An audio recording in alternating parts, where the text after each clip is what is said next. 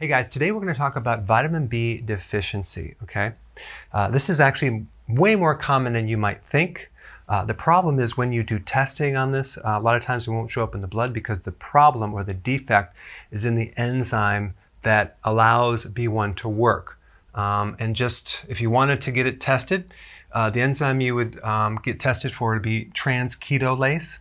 Okay, it's just an enzyme that works with B1 in doing its function. Okay, so but the problem is trying to find a lab that will test it. It's quite difficult. But anyway, here's what B1 does generally. It does a lot of things, but it's involved in 5 different enzymes. It's a cofactor in 5 enzymes. Enzymes are the things that do the work in the body. They're the workhorse. It's involved in all sorts of body chemistry or chemical reactions, especially in the mitochondria, which is an energy factory. So B1 is essential to make those enzymes work. So if you're deficient in B1, the enzymes don't work and you're going to get fatigue is probably the most common symptom. When you take vitamin B1, it seems to bring your energy right up most of the time. And instead of going out and getting a test, it's much cheaper just to take B1 and see if you feel better. Chances are you're going to feel better. So in the next section, I'll talk about where to get B1, how much to take. But in this section, I'm going to talk about how many different systems it's involved with. B1 deficiency is called beriberi, and it's known as the great mimicker of disease because it mimics so many other body situations. It's incredible. It's very widespread.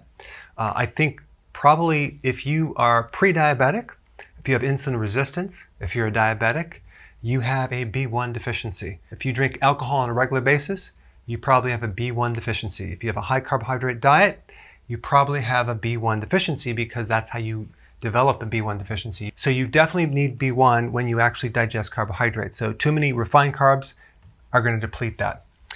So it's involved in making energy. It's also involved in protecting the cell and the mitochondria against oxidation or free radicals. It's kind of considered an antioxidant.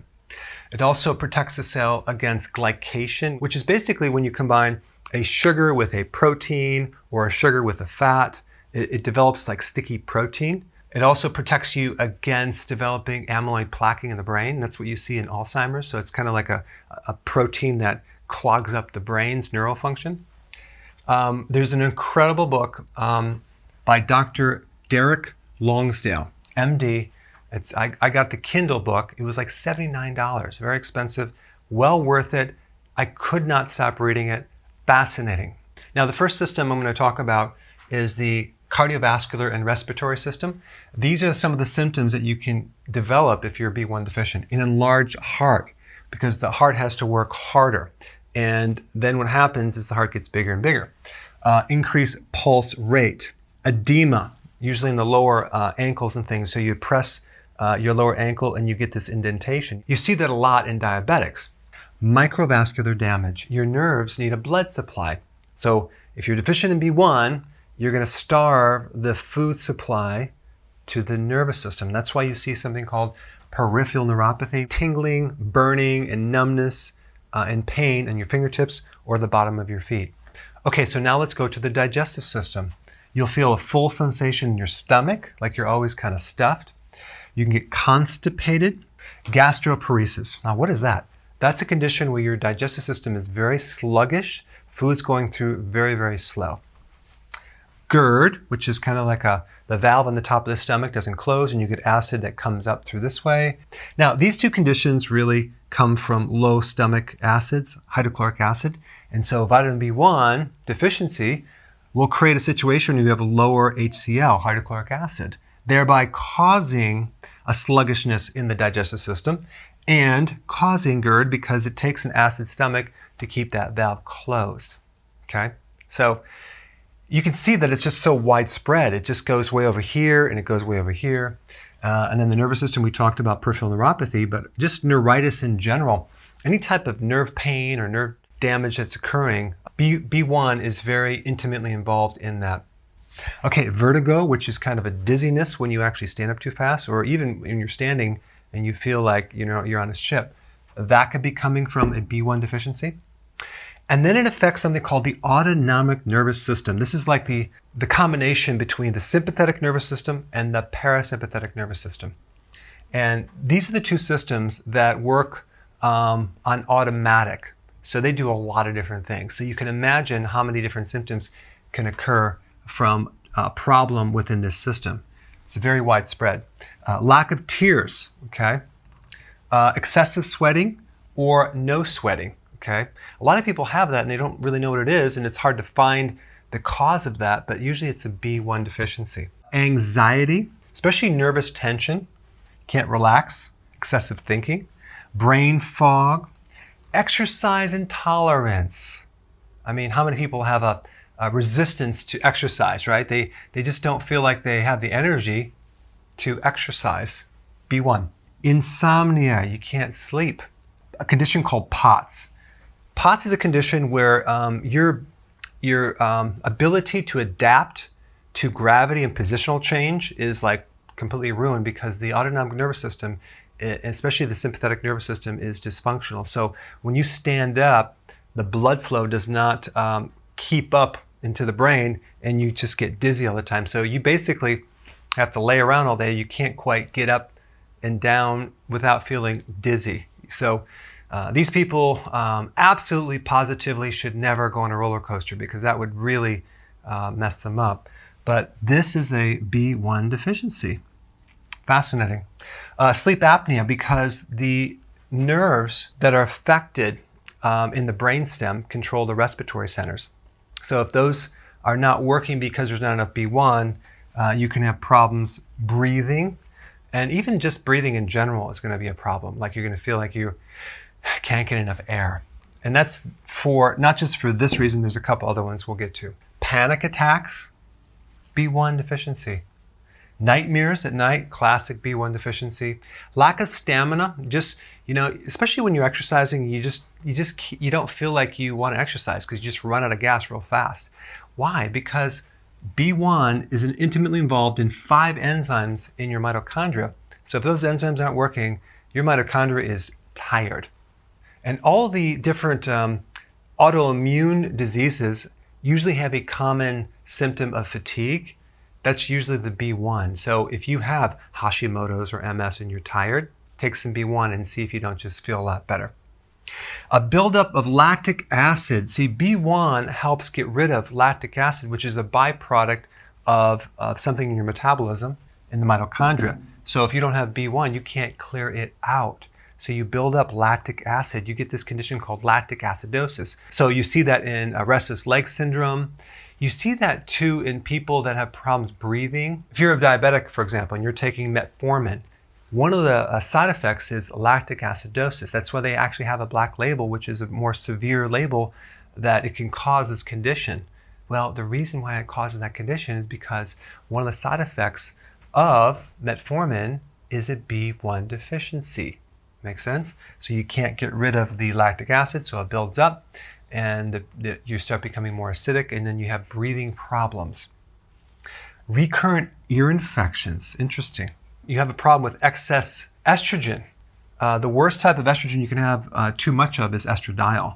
So without enough B, you can't clear it out because one of the functions of B1 is to get rid of excess estradiol from your liver. Okay, this next one, let me explain, is called ROS. I'm not going to get into exactly what it is, but just realize it's like a free radical oxidation particle, okay? And it's developed by your cells, and B1 helps to reduce that oxidation. Remember, it's an antioxidant. So you'll have greater amounts of ROS if you don't have enough B1. Now, when a woman is pregnant and she's delivering a baby, there's a condition called toxemia, which is very dangerous for the baby and the mother.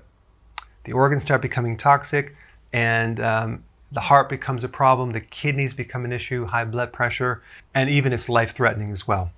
So B1 will help prevent toxemia. Okay, so the beta cells of the pancreas are affected. Those are the cells in the pancreas that basically make insulin. So without enough B1, you're not going to make enough insulin. If you're a type 1 diabetic, you need a lot of insulin because diabetics, they can't really absorb B1 too well, so they have to take even more than the average healthy person. Okay, so stress buildup. So when you don't have enough B, you're going to be highly irritable, edgy. Little things will bug you. You won't have very much tolerance for stress.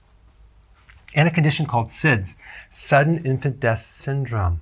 That's a B1 deficiency because the infant just stops breathing in his or her sleep.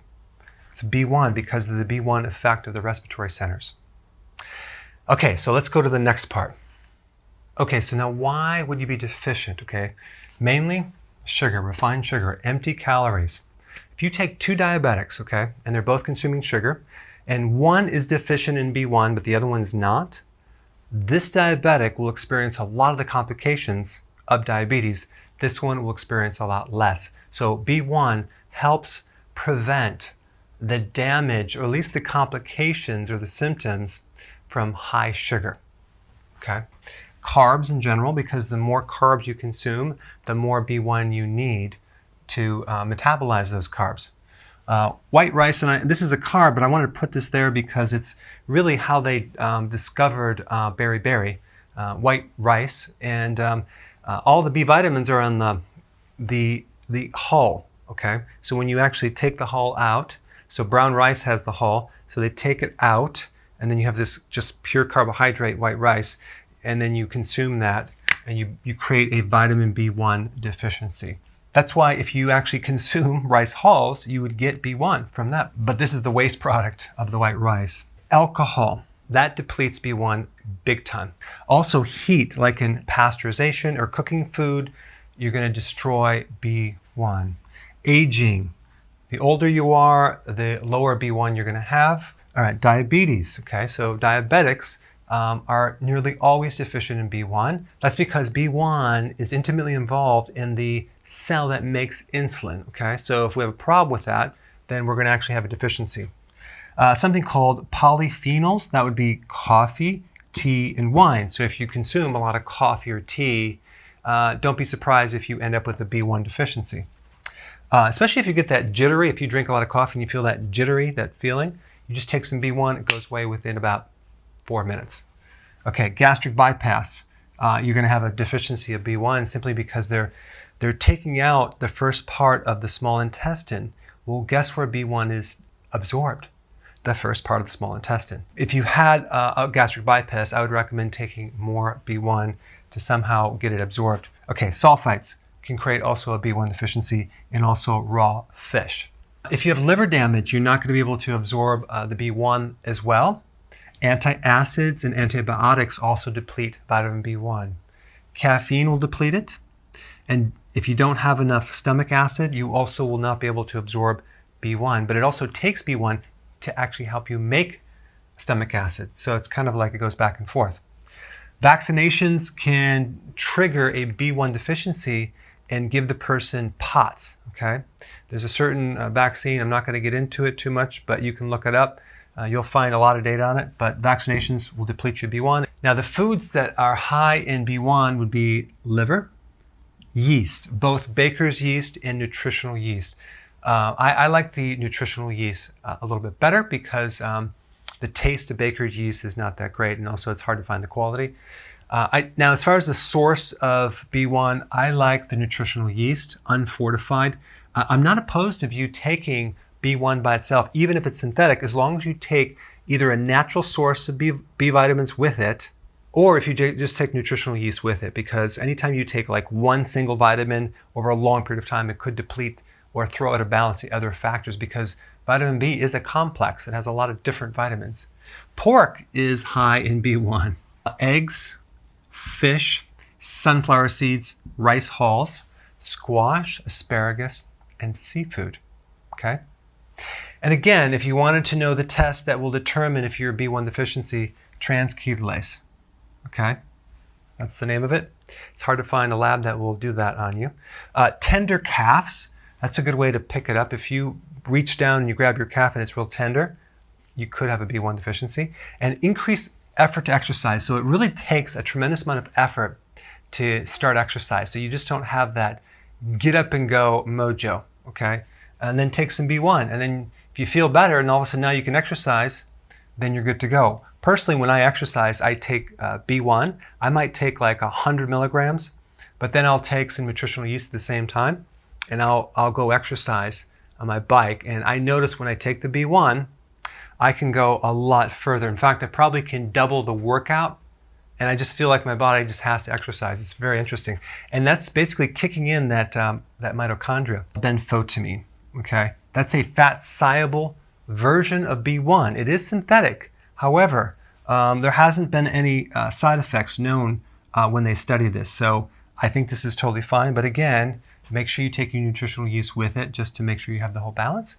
But benfotiamine is really important with people that have nerve problems or Alzheimer's or any Parkinson's or any type of damage to the brain with memory, because it innervates the brain 25 times more than the regular B1 that you would get that's water soluble, because what they did is they made B1 into a fat soluble, so it penetrates the brain, which is all fat, and the nerves, so it's great for peripheral neuropathy.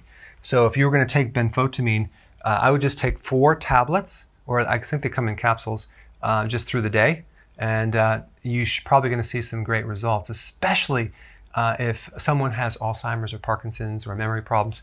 You're going to see some great improvement, or peripheral neuropathy. All right, I know it's a very long video, but I wanted to give you all the aspects of B1. It's a very vital vitamin. Thanks for watching.